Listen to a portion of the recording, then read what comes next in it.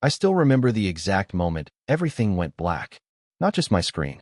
I'm talking about the kind of darkness that eats sound, where you suddenly notice how deafening silence can actually be. 1 second, I was looking at 3 monitors packed with code and data migration charts for a client who was shelling out 5 figures per hour for my team to keep their systems running, and the next, the world went quiet. No beep, no whir, no glow, just the sound of my breathing and the soft tick of the wall clock. The project manager on the call had just said, "Derek, please tell me this migration isn't going to cause problems." And then he vanished mid-sentence. My stomach dropped. I stared at that stupid little gray dinosaur in my browser, the one that shows up when there's no internet. And for a long second, I just sat there, completely frozen. The dinosaur stared back, smug, relaxed, totally oblivious that it was currently draining a multinational corporation of roughly $50,000 every 60 seconds. I whispered to nobody, "No, this can't be real." My hands raced across the keyboard. Ping tests, local router diagnostics. Nothing. Not even an internal response. My connection wasn't sluggish. It was gone. And the truth hit like a freight train. This wasn't some provider glitch somewhere in a far-off data center. Something physical had happened. Something serious. I spun my chair toward the server rack behind me. My pride and joy. A custom rack I named Lucy because she'd survived storms, power failures, and that one Christmas when lightning took out half the neighborhood's equipment, but not hers. Normally, Lucy's front panel showed a peaceful blue, a steady rhythm of light that always made me feel like things were under control. But right now it was red. Furious red. The main fiber link indicator. Dark. Totally dark. "Come on, Lucy," I said quietly, resting a hand on her cool metal surface. "Don't bail on me now." I did the routine. Every IT person knows it. Unplug. Count to 30. Plug back in. The lights blinked. Fans whirred. And then the red light returned. The bad kind of red. That's when my phone exploded. My wife Nora messaged first. "Internet down for you too?" I was uploading my lecture video. "It's completely dead." Then my neighbor Jim. "Dude, my gaming setup just kicked me off. Is Comcast screwing up again?" The panic started spreading. When everyone loses service at the same time, it's never random. I switched to cellular data. Opened the one place where reality, hysteria, and ridiculousness meet.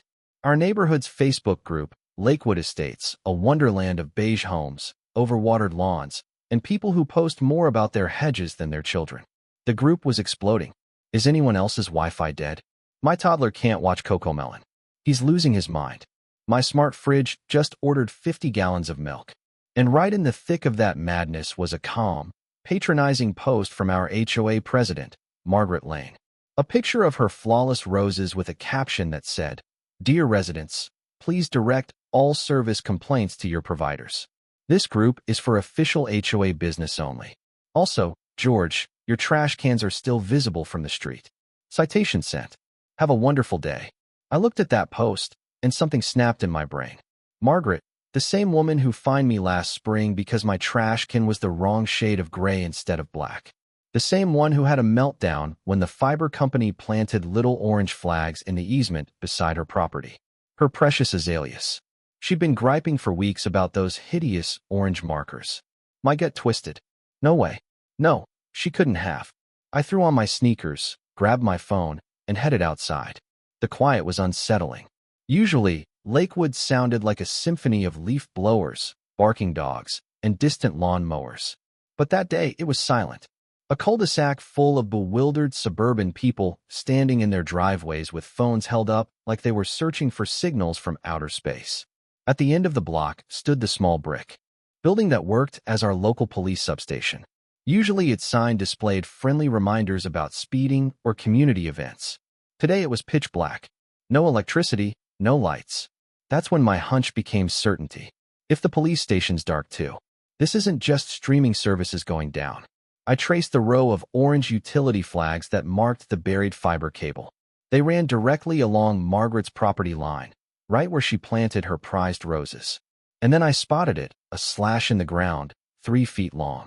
Next to it, a thick orange cable cut cleanly through, the glass strands inside sparkling under the morning sunlight. I knelt down. A landscaper's shovel would have crushed it, mangled it. This was a surgical cut. Sharp, intentional, One smooth slice through Kevlar and glass. My jaw clenched. You really did it, you insane woman. I took photos, close-ups of the cable, the ditch, and the edge of her pristine white fence. Evidence. That's when I heard tires on asphalt. A police cruiser pulled up and a young officer got out. Couldn't have been older than 23. Sir, please step back from the utility wire, he said, clearly in over his head. It's not just a wire, I said, getting up. That's the main fiber backbone for the entire subdivision, and I'm pretty sure I know who severed it. Before he could answer, another cruiser pulled up fast. A larger, more aggressive SUV. Out stepped a man built like a concrete block with a mustache that could probably file taxes by itself. His name tag said Sergeant Cole. What's happening here? He demanded. Your rookie just discovered our crime scene, I said, then pointed at the cable. That's why your building down the road looks like an abandoned house right now. You've got no network. Number 911 dispatch, no license plate lookups. You're operating blind. Cole squinted, trying to make sense of it. So call the utility company, he said. Why are you messing with it? You the one who did this? I suppressed a laugh. Sergeant, I'm the guy who pays HOA fees to live in this overpriced bubble. I also happen to be a network architect, and right now your whole precinct is offline because somebody decided that pretty flowers mattered more than critical infrastructure. He folded his arms. You got evidence? Oh, I've got more than evidence, I said, pulling up my phone. I've got the stupidest reason for vandalism in recorded history. The HOA President's Rose Garden. The sergeant wasn't amused yet, but the rookie was fighting back a grin. So what do we do? Cole finally said. I took a breath. You're not going to love this, but I can get you back online. Not through your ISP.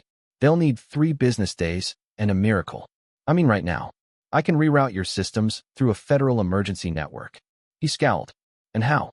Think of it as the government's secret backup internet, designed for disasters, hurricanes, wildfires, idiotic decisions by people named Margaret. Your station already has a dormant hookup, but it's manual activation. You don't have the configuration to switch it over. I do. He studied me, probably weighing whether this was the moment he arrests me or lets me save his career. Finally, he said, you touch anything in that building you're not authorized to, and I'll personally make sure you explain it to a cellmate named Bubba. Deal, I said. 5 minutes in your server room. That's all I need. The rookie, Officer Bennett, walked me inside. The server room was more like a storage closet that had surrendered to entropy. Dusty cables hung like jungle vines. Ancient Dell servers wheezed. A network switch sat crooked on a shelf. Dear God, I muttered. This setup's older than my student loans. Bennett hovered anxiously behind me. Is that a problem? A problem?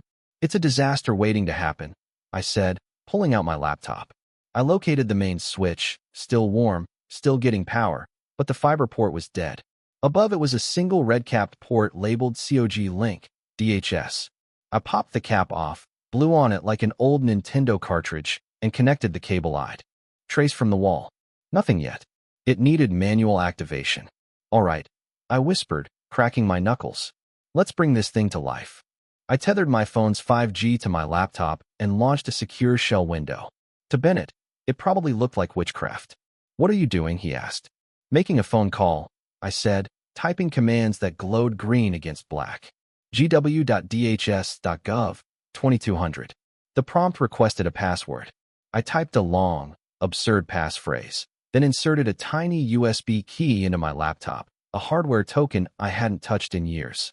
I tapped it once, and a stream of characters flooded the screen. Please tell me that's authorized, Bennett said nervously. It's authorized adjacent, I said. Now quiet.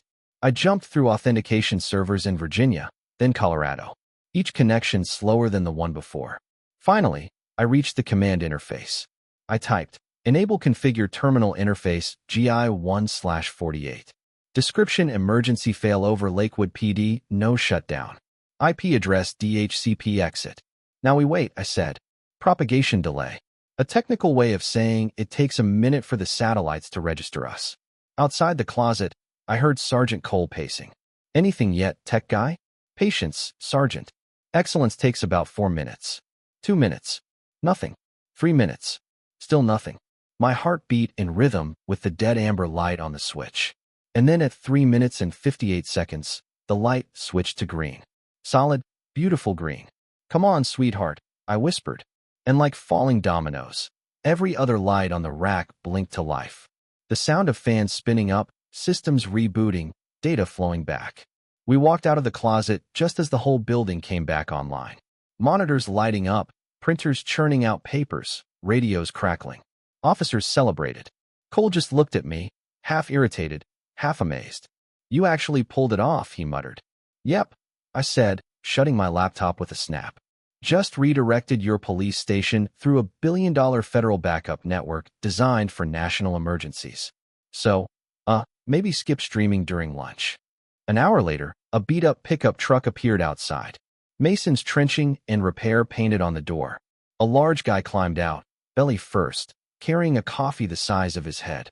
"This the fiber damage?" he asked. We led him to the crime scene. Mason crouched by the trench, grunted once, and said, "Yep, sliced clean. Anvil shears, $50 at Home Depot. And see these size 7 gardening boot prints? Lady did it." Cole glanced at me. I just lifted an eyebrow. "Shall we?" We walked up Margaret Lane's front walkway like a strange procession. A cop, a rookie, a contractor, and one exhausted IT guy. Margaret answered with her typical sugary smile, holding a delicate watering can. "Sergeant," she said cheerfully, "to what do I owe this pleasure? If it's about those ugly flags by the curb, I've already taken care of them." "Oh, we know," I said before Cole could speak. Her smile flickered. "Taken care of what exactly?" "The main fiber line for 5,000 residents and your local police department," I said. She blinked, pretending confusion.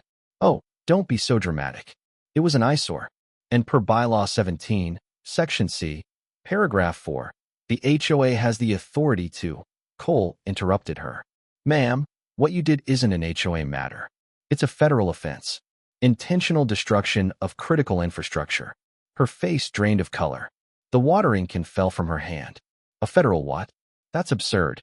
I was maintaining the neighborhood's appearance." Cole's expression stayed neutral.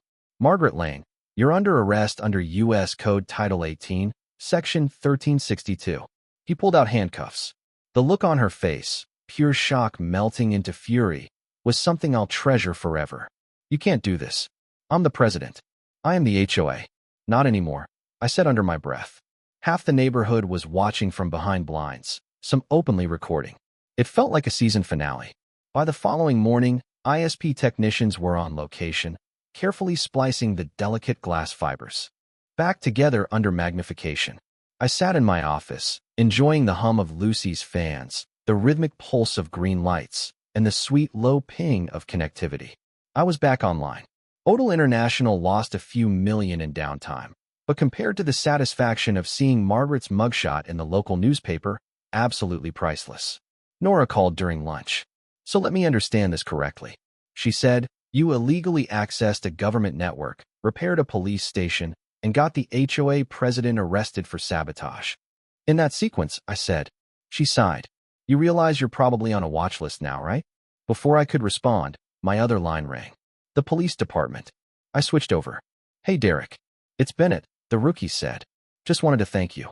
The guys are calling you the fiber wizard. Some even want to install a plaque in the server closet." "Please don't," I groaned. "Oh, and there's a petition on the neighborhood page to nominate you as the next HOA president." I froze. "You're joking." "Nope. You're winning by a mile." "Bennett," I said slowly, "if anyone asks, tell them I've relocated to Alaska." That night, there was another knock at my door. This time, 2 men in dark suits stood on the porch. They didn't smile. "Mr. Hale," the taller one said. "I'm Agent Foster, FBI. This is Agent Ruiz, Department of Homeland Security." I just sighed. "Let me guess. Not here to sell Girl Scout cookies." Ruiz held up a tablet. "Yesterday, our systems detected a significant authentication anomaly from this location. We thought we were experiencing a cyber attack. Turns out it was you." "Yeah, I confessed." "About that." Foster frowned. "You circumvented 3 layers of encryption designed to prevent exactly what you did." "True," I said. "But you might want to patch your timing handshake vulnerability. You can deduce partial key validity from response latency. Kind of a security flaw, don't you think?" They just stared at me. 2 hours later, after an extensive debrief involving diagrams sketched on a pizza box, they determined I hadn't intended harm, just rescued a few thousand people and accidentally revealed a gap in their security. They made me sign a pile of NDAs thicker than my router manual and handed me a polished DHS challenge coin. For your civic spirit, Ruiz said dryly. A week later, normalcy returned to Lakewood Estates. The new fiber line was buried deeper than Jimmy Hoffa, encased in concrete and surrounded by warning signs threatening prosecution by every federal agency imaginable. Margaret was out on bail, facing charges, and the HOA board was leaderless, which ironically made the neighborhood more peaceful than it had been in years. I was back at work, my servers humming contentedly, latency back to a crisp 4 milliseconds. That evening, Sergeant Cole appeared in jeans and a polo shirt, carrying a bottle of 20-year-old scotch. He handed it to me without speaking. "For your assistance," he grunted. "Appreciate it," I said. "You know, I genuinely thought you were going to arrest me that day." He actually smiled, barely. "My computer boots in under 30 seconds now. Consider us square." After he left, I poured myself a glass and leaned back in my chair, watching the green lights flicker across Lucy's face. The Facebook group was still buzzing. Threads about Margaret's arrest had evolved into memes. And at the top was a new poll. Who should be our next HOA president? Only one choice. Derek the Fiber Wizard Hale, 300 votes. I stared at it, took a long sip of scotch, and chuckled quietly. "Not happening," I said. "Not my circus, not my monkeys." Out my window, a new family across the street was arranging their lawn decorations. The husband hammered a bright pink plastic flamingo into the grass, a symbol of rebellion against everything Margaret once represented. I watched him step back proudly, the flamingo gleaming under the porch lights. A new battle was brewing. The war of aesthetics, lawns, and plastic birds. But as long as my connection stayed green, I was good. So what would you have done? Risk everything to repair what others destroyed, or watch the chaos unfold and stayed out of it? Drop your thoughts below. I've got a feeling this story is going to split the comments.